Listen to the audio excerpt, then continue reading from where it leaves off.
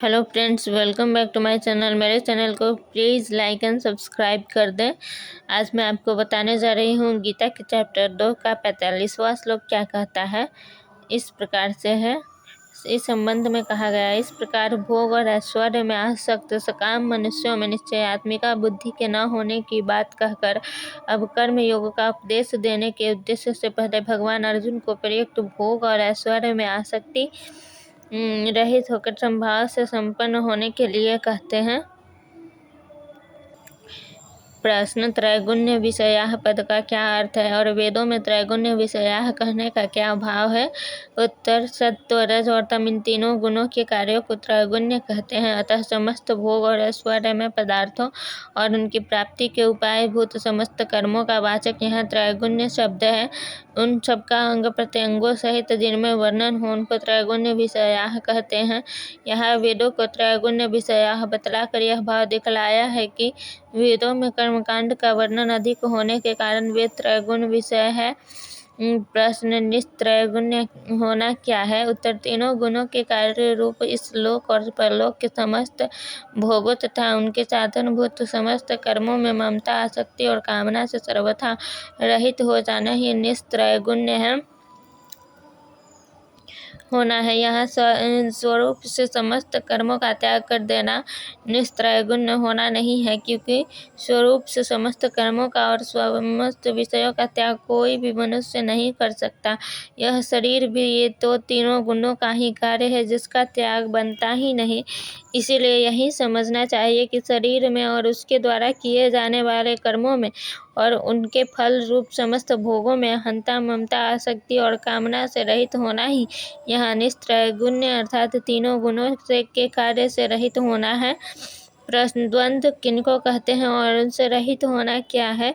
सुख दुख, लाभ हानि, कीर्ति अकीर्ति, मान अपमान और अनुकूल प्रतिकूल आदि परस्पर विरोधी युग्म पदार्थों का नाम द्वंद्व है और इन सबके संयोग वियोग में सदा ही सम रहना, इसके द्वारा विचलित या मोहित न किया जाना है, अर्थात हर्ष सुख राग द्वेष आदि से रहित रहना ही इससे रहित होना है। प्रश्न: नित्य सत्व का क्या है। नित्य सत्व क्या है और इसमें स्थित होना क्या है। उत्तर: सच्चिदानंद घन परमात्मा ही नित्य सत्व सत्य वस्तु है। अतएव नित्य अविनाशी सर्वज्ञ परम पुरुष परमेश्वर के स्वरूप का नित्य निरंतर चिंतन करते हुए उनके अटल भाव से स्थित रहना ही नित्य वस्तु में स्थित होना है। प्रश्न: नित्य सत्वस्थ का अर्थ यदि निरंतर सत्वगुण में स्थित होना मान लिया जाए तो क्या हानि है। उत्तर: ऐसा अर्थ भी बन सकता है, इसमें हानि की कोई बात नहीं है, किंतु प्रयुक्त अर्थ में और भी अच्छा भाव है, क्योंकि कर्मयोग का अंतिम परिणाम समस्त गुणों से अतीत होकर परमात्मा को प्राप्त कर लेना कहा गया है।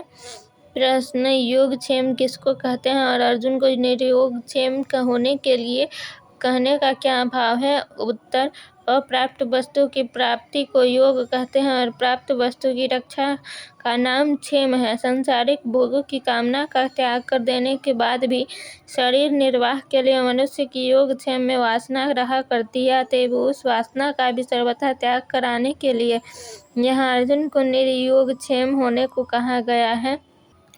अभिप्राय यह है कि तुम ममता और आसक्ति से सर्वथा रहित हो जाओ, किसी भी वस्तु की प्राप्ति या रक्षा को चाहने वाले मत बनो। प्रश्न: आत्मवान किसको कहते हैं और अर्जुन को आत्मवान होने के लिए कहने का क्या भाव है।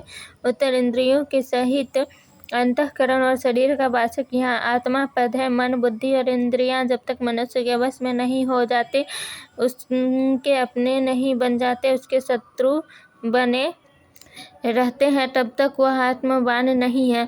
अतएव जिसने अपने मन, बुद्धि और समस्त इंद्रियों को भली भांति वश में कर लिया है उसको आत्मवान यानी आत्मा वाला कहना चाहिए। जिसके मन, बुद्धि और इंद्रियां वश में किए हुए नहीं है उसको समत्व योग का प्राप्त होना अत्यंत कठिन है, और जिसके मन, बुद्धि और इंद्रियां वश में है वह साधन करने से सहज में ही समत्व योग को पा सकता है। इसीलिए भगवान ने यहाँ अर्जुन को आत्मवान होने के लिए कहा है।